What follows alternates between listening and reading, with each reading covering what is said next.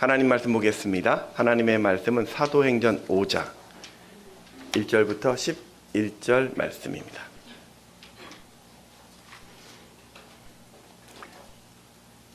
사도행전 5장 1절부터 11절 말씀을 교독합니다. 아나니아라 하는 사람이 그의 아내 삽비라와 더불어 소유를 팔아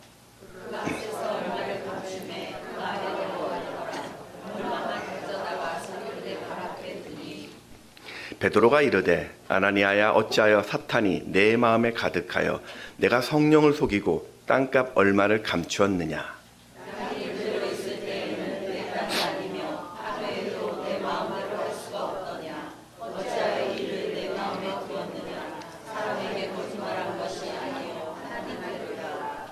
아나니아가 이 말을 듣고 엎드러져 혼이 떠나니 이 일을 듣는 사람이 다 크게 두려워하더라.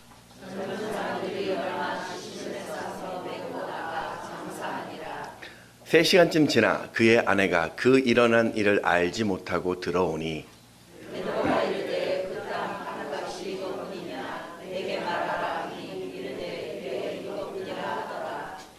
베드로가 이르되 너희가 어찌 함께 꾀하여 주의 영을 시험하려 하느냐. 보라, 내 남편을 장사하고 오는 사람들의 발이 문 앞에 이르렀더니 또 너를 메어 나가리라 하니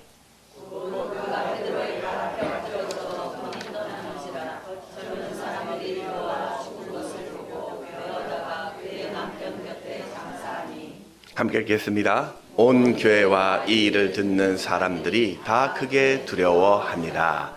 아멘.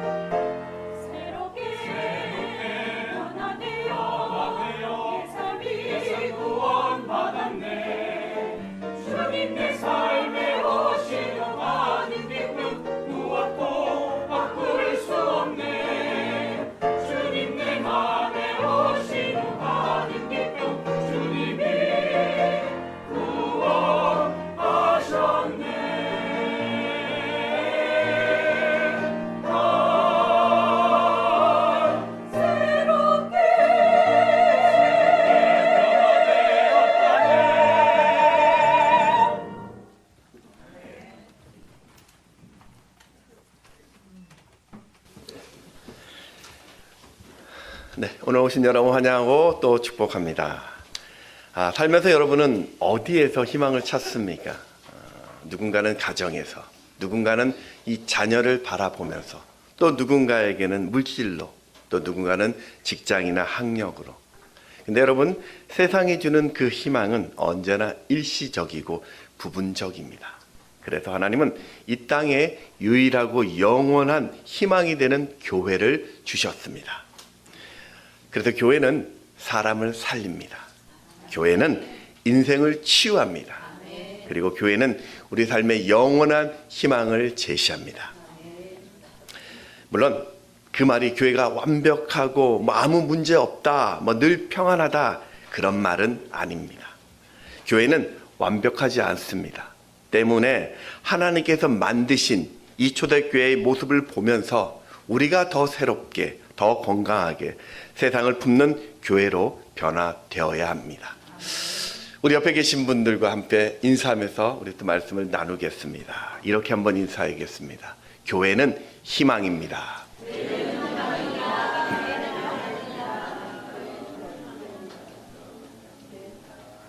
네. 자, 오늘 그 희망으로 또 한 주간도 열심히 달려갔으면 좋겠습니다. 오순절 성령의 역사로 교회 공동체가 이 땅에 탄생하였고, 성령 충만했던 그 제자들이 전한 복음으로 3,000명이 예수를 믿고 세례를 받습니다.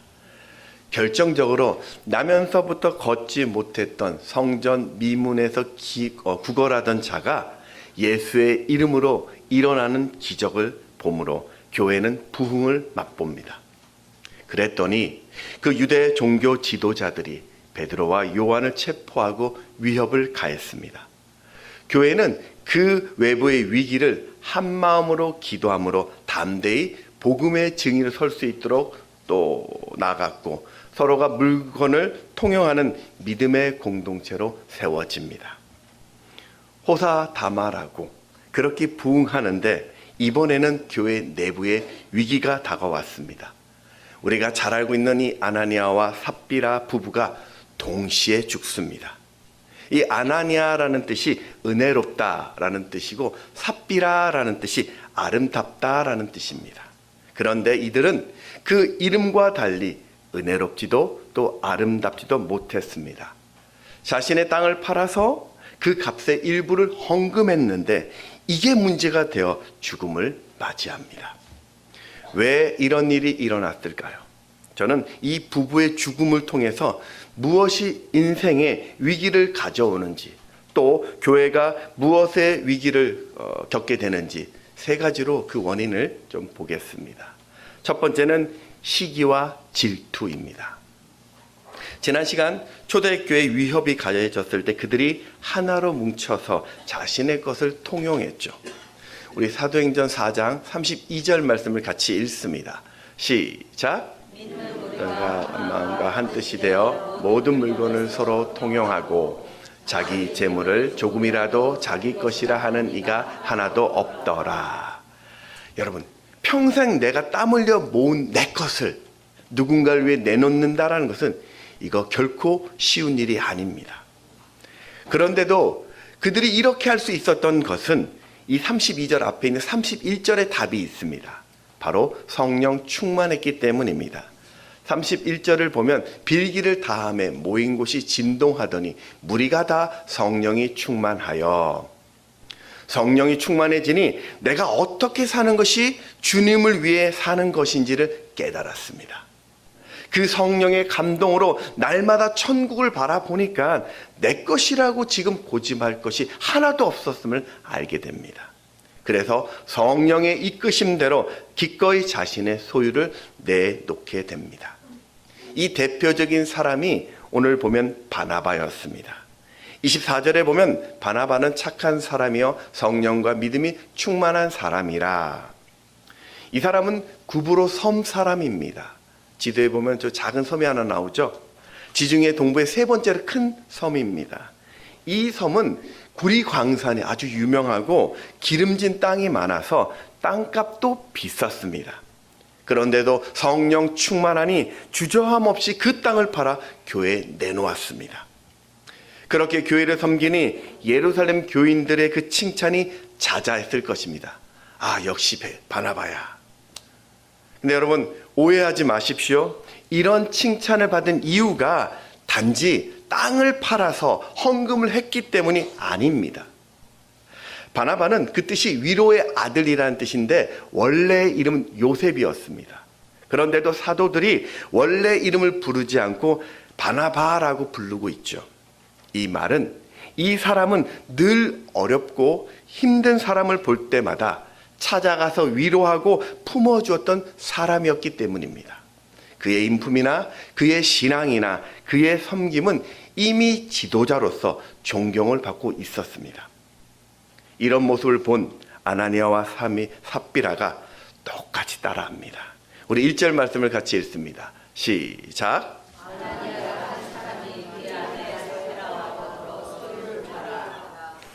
오늘 우리 성경에는 한글 성경에 나와 있지 않지만 그 원문적으로 보면 1절 그 앞에 접두사가 하나 붙습니다. 대라는 접두사인데 그러나라는 뜻의 접두사가 있습니다. 그러니까 바나바와 이 부부 사이에는 다름이 있음을 지금 이야기합니다. 아나니아 부부에게 바나바는 불편한 존재였습니다. 지금 이 교회 절정의 인기를 끄는 이 바나바는 예루살렘 출신이 아니라 지방 변두리 출신이죠. 그에 반해서 이 아나니아와 삽비라는 이미 예루살렘에 정착한 지역의 유지였습니다. 초대교회에서도 상당한 영향력이 있었을 것이라고 학자들이 추정을 합니다. 그런데 바나바가 큰 헌금을 하면서 사람들의 칭찬과 인정을 받으니까 시기심이 생겼어요. 야, 내가 교회 기둥인데 그래도 내가 여길 더 잘 아는데 야, 이거 참 불편하네. 나도 좀 헌금해야겠다. 여러분, 바나바의 헌금이 성령을 따라 가난한 형제들을 위로하는 헌신이었다면 이 아나니아의 이 헌금은 체면이라는 사람들의 시선에 의한 헌신이었습니다. 중요한 것은 이런 헌신에는 하나님의 영광이 나타나지 않습니다. 그렇죠?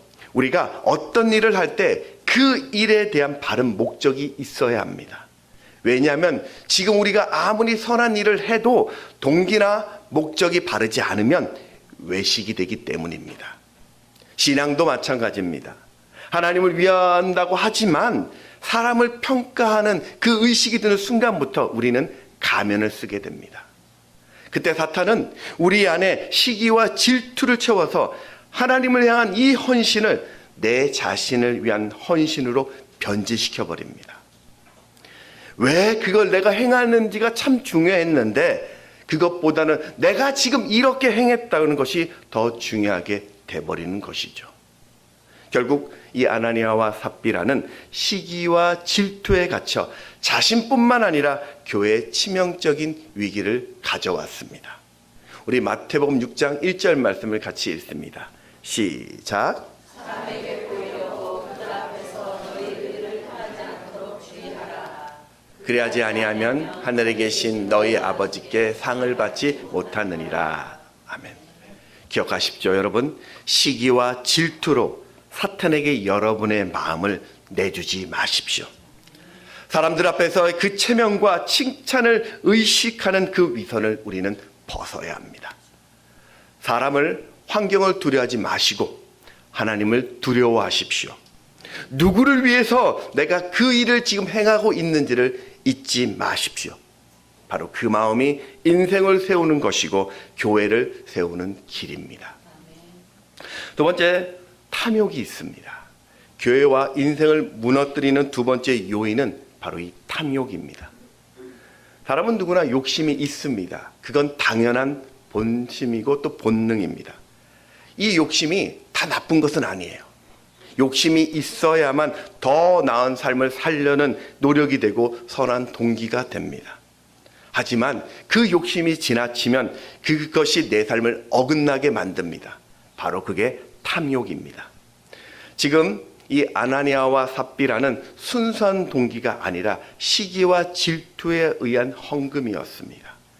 성경에는 그 돈이 얼마였는지 나오지 않지만 추정하건대 상당히 큰 액수였을 것입니다. 그런 큰 돈이 손에 쥐어지니 갑자기 다른 마음이 생기기 시작합니다. 야, 우리 노후는 어떡하지?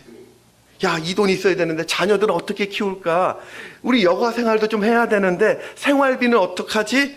그런 걱정이 되다 보니 전부를 헌금하는 것이 아까운 생각이 들기 시작합니다. 그래서 일부를 감추고 일부만 사도들 발 앞에 둡니다. 우리 2절 말씀 같이 읽습니다. 시작.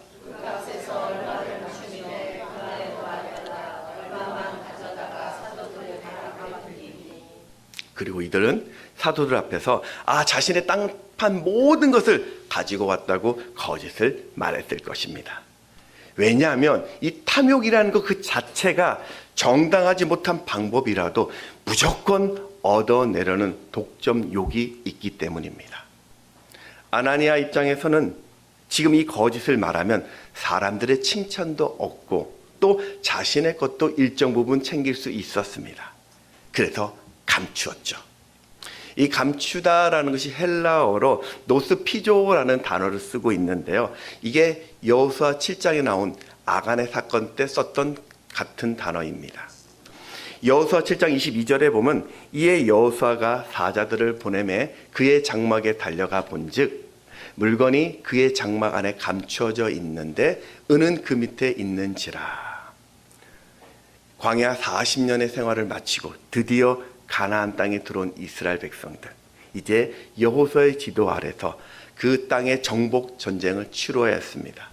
하지만 지금 당장 그들 앞에 도무지 함락시킬 수 없는 거대한 여리고 성이 있었습니다. 그때 하나님이 이 성을 점령시킬 방법을 알려주면서 여리고 성의 모든 것을 온전히 하나님께 바치라고 말합니다.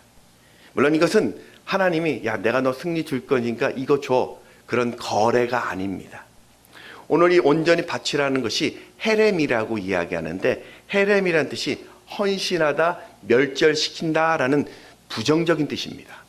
그러니까 내가 저 땅을, 저 성을 멸망시키러 작정했으니까 그 안에 있는 모든 것들을 다 완전히 구별시키는 행위였습니다. 이 헤렘이 선포되면 어떤 경우도 되돌릴 수 없습니다. 그것을 내 것으로 소유할 수 없습니다. 왜냐하면 그 부정한 것들, 진멸시키려는 것을 소유하려는 그 순간 그 자체가 바로 가증한 일이 되기 때문입니다. 그런데 아간이 탐욕에 빠지다 보니까 은과 그 외투를 훔쳐서 자신의 장막에 감추죠. 그 감춘다는 그 단어가 오늘 이 아나니아 본문에 나와 있던 그 단어입니다. 여러분, 여기서 한 가지 확실해야 될 것은 초대교회 모든 교인들이 다 바나바처럼 살지는 않았습니다. 교인들 모두가 정량적으로 재산을 다 팔고 나누는 그런 삶을 살지는 않았습니다. 큰 재산을 팔아서 그 돈으로 성도들을 구제하고 교회를 섬겼던 바나바 같은 사람들도 있었고, 또는 형편껏 서로 통용하기도 한 사람도 있었을 것입니다. 또 누구는 받기만 하는 사람들도 있었을 것입니다. 중요한 것은 누구도 그것을 강요하지 않았습니다. 누구도 비방하지 않았어요. 서로 통용했다고 해서 너의 재산이 얼마야, 너는 왜 이것밖에 하지 않았어, 염치가 있어야 돼, 그런 부담 주는 말을 하지 않았습니다. 나는 이만큼 했어, 나는 너희와 달라, 그런 자랑도 없었습니다. 그 모든 것이 성령의 이끌림을 받은 자발적인 헌신이었습니다. 자, 그렇다면 이 아나니아와 삽비라는 자신의 것의 일부만 가지고 와서 그 사도들에게 이건 내 재산의 일부인데 이것을 가난한 사람들을 위해서, 교회를 위해서 써달라라고 말했다면 그들도 이 바나바와 같은 큰 칭찬을 받았을 것입니다. 보십시오. 예수님은 가난한 과부의 2렙돈의 헌금을 칭찬하셨습니다. 예수님은 보리떡 5개와 물고기 2마리의 그 작은 도시락을 기뻐 받으셨습니다. 제사장이나 바리새인보다 대신 베드로나 요한처럼 그 무지한 사람들을 기꺼이 제자로 삼으셨습니다. 이건 예수님은 크던 작던 모두를 다 귀하게 여기신다는 마음입니다. 하지만 탐욕은 용인하지 않았습니다. 왜냐하면 탐욕은 만족을 모르기 때문입니다. 그 탐욕은 내 마음을 지배하기 때문에 그렇습니다. 여러분, 탐욕은 거룩한 교회 공동체를 파괴합니다. 우리 4절 말씀을 같이 읽습니다. 시작. 탐이 그대로 있을 때에는 내 탐이 아니며 탐 외에도 내 마음대로 할 수가 없더냐. 어찌하여 이를 내 마음에 두었느냐. 사람에게 거짓말한 것이 아니요 하나님께로다. 내 마음대로 할 수가 없더냐. 이 말은 벌써 아나니아는 탐욕의 지배에 당했다는 그 말을 하고 있는 것입니다. 자, 이렇게 탐욕에 지배당한 결말을 볼까요? 여호수아 때 이 가나안 정복 전쟁은 최소 33번 정도 했다고 성경에 기록되어 있습니다. 그런데 32번 이스라엘이 승리했고 딱 한 번 그 전쟁에 집니다. 그 전쟁이 바로 아이성 전쟁이죠. 근데 아이러니하게 그 33번의 전쟁 중에서 가장 쉬웠던 전쟁이 아이성 전쟁입니다. 어떻게 알 수 있냐면 다른 때는 이스라엘 전군이 다 가서 그 성을 함락하는데 아이성만큼은 딱 3,000명만 가면 된다라고 말했습니다. 그런데 그 전쟁에 실패를 합니다. 왜일까요? 바로 탐욕의 지배에 당한 아간의 범죄 때문이었습니다. 오늘 그 일로 아간과 그 가족들 그리고 그에 속한 모든 것들이 아골골짜기에 진멸당하죠. 그리고 오늘 이 아나니아의 부부도 탐욕에 갇혀 비참한 죽음을 당합니다. 5절을 보면 아나니아가 이 말을 듣고 엎드러져 혼이 떠나니 이 일을 듣는 사람이 다 크게 두려워하더라. 여러분, 하나님이 오늘 여러분에게 주신 은사는 무엇입니까? 내가 다른 사람들보다 지금 더 많이 누리고 있는 그 은혜는 무엇입니까? 오늘 그 은사를, 그 기회를, 그 능력을 주님이 기뻐하신 일에 쓰시기 바랍니다. 큰 힘을 가지고 계십니까? 그거 나 자랑하는 데 사용하지 마시고 하나님의 선함을 드러내는 데 사용하십시오. 많은 재물이 있습니까? 나만 누리는 데 사용하지 마시고 성령의 이끌림을 위해 순종하십시오. 많이 배웠다면, 더 건강하다면, 더 마음이 있다면 이웃을 섬기는 데 기꺼이 사용하십시오. 오늘 그 받은 그 은사가, 받은 능력이, 받은 기회가 내 인생의 시험거리가 되지 않도록 내 안에 숨겨진 그 탐심을 죽이십시오. 탐심이 내 안에 불리듯 일어나 교회를 파괴하는 죄가 되지 않도록 십자가의 날을 못 박으십시오. 갈라디아서 5장 24절 말씀 같이 읽습니다. 시작. 그 정욕과 탐심을 십자가에 못 박았느니라. 여러분, 우리는 예수를 믿음으로써 내 정욕과 이 탐심을 십자가에 못 박은 사람들입니다. 바울의 고백처럼 우리는 날마다 죽어야만 살아갈 수 있는 존재들입니다. 그러니 오늘 그 거짓과 그 위선과 탐욕이 내 삶에 자리 잡지 못하도록 더 하나님을 경외하십시오. 그 교만한 나를 버리시고 겸손히 그분을 찾으십시오. 여러분, 오늘 여러분이 탐욕을 버리고 하나님을 경외한다면 하나님이 여러분에게 주시겠다고 하신 약속이 있습니다. 여러분이 탐욕을 버리고 하나님을 경외한다면 하나님은 부족함이 없는 복을 여러분에게 주십니다. 시편 34편 9절 말씀 같이 읽습니다. 시작.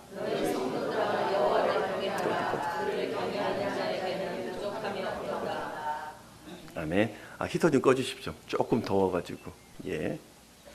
여러분, 탐욕을 버리고 하나님을 경외하면 여러분이 천군 천사의 보호를 받습니다.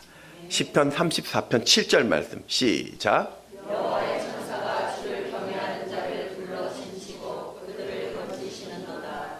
여러분이 탐욕을 버리고 하나님을 경외하면 하나님이 우리의 소원을 이루어 주신다고 약속하셨습니다. 시편 145편 9절 말씀 시작. 그는 자기를 경외하는 자들의 소원을 이루시며 또 그들의 부르짖음을 들으사 구원하시리로다. 아멘. 여러분이 탐욕을 버리고 여호와를 경외하면 내 안에 하나님의 친밀함이 부어집니다. 시편 25편 14절 말씀 시작. 여호와의 친밀하심이 그를 경외하는 자들에게 있으며 그의 언약을 그들에게 보이시리라. 아멘. 오늘 내가 탐욕을 버리고 그곳에 여호와를 경외한다면 그것이 바로 우리가 살아갈 존재의 목적이고 교회의 본질입니다. 세 번째는 성령을 속이는 일입니다. 교회와 인생을 무너뜨리는 세 번째 요인은 바로 이 성령을 속이는 일입니다. 세상에는 많은 모임이나 단체들이 있습니다. 봉사단체도 있고, 시민단체도 있고, 친목의 단체도 있고, 운동하는 단체도 있고, 동문회나 향후회. 근데 여러분, 이런 단체들과 교회의 차이점은 무엇일까요? 그들도 정기적으로 모여요. 돈도 냅니다. 상호 친밀감도 있습니다. 재미도 있습니다. 목적의 일도 합니다. 그런데 그들에게는 하나님의 임재는 없습니다. 교회에 대한 여러 가지 정의 중에 하나가 그리스도의 몸이라고 이야기하죠. 에베소서 1장 22절 23절 말씀 시작. 또 만물을 그의 발 아래 복종하게 하시고 그를 만물 위에 교회의 머리로 삼으셨느니라. 교회는 그의 몸이니 만물 안에서 만물을 충만케 하시는 이의 충만함이니라. 그래서 교인을 예수를 머리로 삼아 한 지체로 연결된 영적인 연합이다라고 말합니다. 그렇게 교회를 회방한다라는 이 말은 머리 대신 예수님을 욕되게 한다라는 뜻이고 하나님의 자녀인 성도를 핍박한다라는 말입니다. 그것이 오늘 이 아나니아와 삽비라가 한날의 죽음을 맞는 결정적인 이유가 되었습니다. 분명히 이들은 자신의 전 소유를 하나님께 드리기로 했습니다. 하지만 다 바치는 것이 아까웠습니다. 그래서 이 아나니아는 의도적으로 감추고 멋지게 거짓말을 했습니다. 2절에 보면 그 감춘 것을 아내도 알았다라고 하죠. 그러니까 삽비라 역시도 거짓에 함께 동참하였습니다. 이들은 그게 뭐 그리 대단한 문제나 싶었을 것입니다. 어쨌거나 나는 부자한 것이다. 안 한 사람보다는 더 나은 것 아니냐. 거짓말했는데 그래 나중에 알게 되면 사과하면 되지 뭐. 그런데 그것이 사람의 한 것이 아니라 하나님께 한 것임을 몰랐습니다. 9절 말씀을 같이 읽습니다. 시작. 베드로가 이르되 너희가 어찌 함께 있게 하여 주의 영을 시험하려 하느냐. 보라 내 남편을 장사하고 오는 사람들의 발이 문 앞에 이르렀으니 또 너를 메어 내 가리라 하니. 지금 이들이 착각한 것은 자신의 행동이 성령을 속이고 시험한 죄라는 것을 몰랐습니다. 여러분 죄가 무엇입니까? 죄라는 것은요 하나님을 왕으로 모시는 것이 아니라 내가 왕이 되는 것이 죄입니다. 내가 내 인생의 주인이 되어서 나를 만드신 하나님을 거역하고 그 말씀에 불순종하는 것이 죄입니다. 내가 하나님께 순종해야 되지만 그거 알고 있지만 지금 형편 가운데 내가 할 수 없어. 지금은 이렇게 해도 돼. 그 판이 일단 내 뜻대로 할 것이다. 그게 죄라는 거예요. 여러분 아나니아와 삽비라는 예루살렘 교회에 임했던 성령의 역사를 직접 목격한 사람들입니다. 성령 충만한 사도들과 가까이서 교제했던 사람들이에요. 성령 충만했던 그 모임에 참석했고 함께 기도했고 말씀을 들었던 사람들입니다. 그런데 그 성령이 오늘 내 안에 계시고 늘 나와 동행하신다는 것을 알지 못했습니다.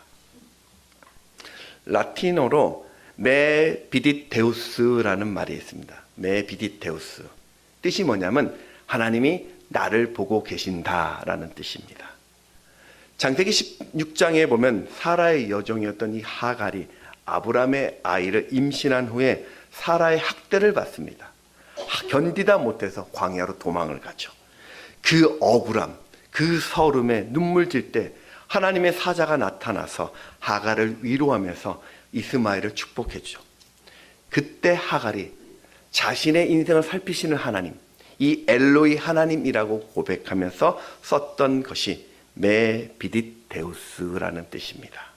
창세기 16장 13절의 말씀 같이 읽습니다. 시작. 하나님 자기에게 이르신 여호와의 이름을 나를 살피시는 하나님이라 하였으니 이는 내가 어떻게 여기서 나를 날 살피시는 하나님을 배웠는고 합니다. 아멘. 여러분 잊지 마십시오.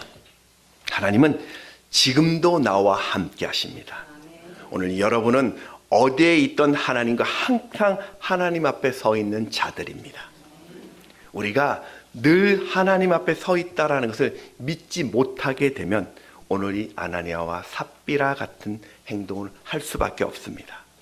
그러니 여러분 하나님을 시험하지 마십시오. 언제 어디서나 또 누구나 무엇을 하든 범사의 하나님을 인정하십시오. 그렇게 하나님의 눈을 의식하며 살아가는 자, 그게 바로 진짜 신앙인입니다. 예전에 제가 그 대학원을 다닐 때 그 시험을 본 적이 있었습니다. 이전에 선교학을 가르쳐 주셨던 제가 존경하는 교수님이셨는데 이분은 그 오픈북이에요. 시험 감독을 오픈북은 아닌데 시험 감독을 안 하세요. 근데 항상 시험 들어가기 전에 늘 하시는 말씀이 있었습니다. 이런 말씀입니다. 여러분은 지금 시험에 치를 것입니다. 이 강의실에는 시험관 두 분이 계십니다. 한 분은 여러분 자신이고 또 한 분은 하나님이십니다. 그리고 지금 여러분은 두 가지 시험을 치를 것입니다. 하나는 강의 시험이고 또 하나는 정직이라는 시험입니다. 먼저는 여러분이 여러분 자신 앞에서 또 하나님 앞에서 정직이라는 시험에 패스하십시오. 여러분은 목회자입니다. 제게는 이 교수님의 큰 울림이 되었습니다. 갈라디아서 6장 7절 말씀 같이 읽습니다. 시작. 스스로 속이지 말라. 하나님은 업신여김을 받지 아니하시나니 사람이 무엇인지 그대로 거두리라. 아멘. 업신여긴다라는 뜻이 비웃다, 코웃음치다, 조롱하다라는 뜻입니다. 하나님은 업신여김을 받지 않는다. 그 말은 누구도 성령님을 속일 수 없고 교회를 속일 수 없다라는 말입니다. 누구도 하나님을 시험할 수 없다라는 절대적인 마침표입니다. 일제 말기에 신사참배를 거부했던 김용기 장로님의 이야기를 좀 하고 싶습니다. 이분은 1909년 경기도 남양주 기독교 가정에서 태어나서 평생을 농촌 운동에 헌신하셨습니다. 이 사회 교육을 통해서 농촌의 자립과 사회 전반적인 의식 전환에 기여했고 이 가나안 농군학교 그리고 가나안 교회를 설립하셨습니다. 그런 일제 말기에 신사참배와 창시 계명을 거부해서 수차례 경찰서에 갇혔고 매를 맞았고 고문을 당했습니다. 1938년 장로 장례식 때 신사참배를 거부했다고 즉시로 감옥에 갇혔고 그 큰아들은 학교에서 퇴학을 당하기도 했습니다. 그러다 이 경찰서에서 일본인 그 고등계 주임한테 끌려가 그때도 구타를 당하고 있었습니다. 그러면서 그 형사가 묻습니다. 도대체 다른 사람은 다 하는데 왜 너는 안 하냐? 도대체 무슨 이유냐라고 물었답니다. 그랬더니 이분이 장로님이 나는 기독교인이다. 솔직히 다른 사람들이 다 하지만 그거 다 억지로 하는 거다. 생각해봐라. 일본인이 조선인이 될 수 있느냐? 마찬가지로 조선인이 일본인이 될 수 없다. 묵념하면서도 속으로는 천황폐하를 욕하는 것보다 차라리 하지 않으면 천황폐하를 욕도 하지 않고 내가 믿는 하나님도 욕되지 않게 하고 서로 좋은 것이 아니냐라고 반문했다고 합니다. 그러면서 장로님은 끝까지 신사참배를 거부했다고 하죠. 여러분은 얼마나 하나님을 의식하면서 살고 계십니까? 성도라는 말은 하나님의 백성이라는 뜻이죠. 이름 그대로 범사에 살아계신 하나님을 믿는 사람들입니다. 온 세상과 또 사람을 창조하신 하나님이 언제 어디나 계시고 지금도 불꽃 같은 눈동자로 세상을 감찰하고 나를 감찰하고 계심을 믿는 자들입니다. 히브리서 11장 6절 말씀 같이 또 읽습니다. 시작. 믿음이 없이는 하나님을 기쁘시게 하지 못하나니 하나님께 나아가는 자는 반드시 그가 계신 것과 또한 그가 자기를 찾는 자들에게 상 주시는 이심을 믿어야 할지니라. 아멘. 그러니까 오늘 여러분은 세상을 상대하는 것이 아니라 성령 하나님을 상대하는 것입니다. 성도는 또 교회는 세상의 통치를 받는 것이 아니라 그 어떤 권세보다 크신 두려우신 성령 하나님의 통치하심 아래에 있는 자들입니다. 그래서 우리가 성도를 또 교회를 살아계신 그리스도의 몸이라고, 하나님의 성전이라고, 그의 소유라고, 또 어린 양의 신부라고 정의합니다.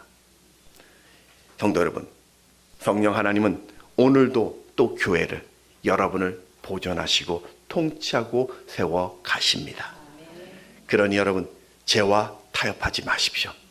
여러분 자신을 속이지 마십시오. 내 안에 살아계신 이 성령님을 시험하지 마십시오. 그렇게 할 때 하나님 앞에 그 거룩을 세워가는 여러분 되시기를 주의 이름으로 축원합니다. 말씀을 맺겠습니다. 오늘 본문은 단순히 이 아나니아와 삽비라가 헌금 때문에 불미스러운 일을 당했다는 그런 긴장감을 주는 사건이 아닙니다. 성도가 누구인지 또 교회가 무엇인지를 알게 하는 이야기입니다. 그리고 우리가 진정으로 두려워해야 할 것이 그 내부의 위협이 무엇인지를 깨닫게 한 사건이었습니다.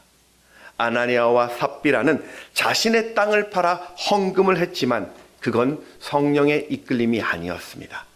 사람에 대한 시기였고 질투였습니다. 탐욕에 갇힌 거짓이었습니다. 성령을 속인 일이었습니다. 결국 교회를 해롭게 만들었고 그리스도의 희생을 무익하게 만들었고 하나님을 욕되게 하였고 자신이 죽는 불행이 되었습니다.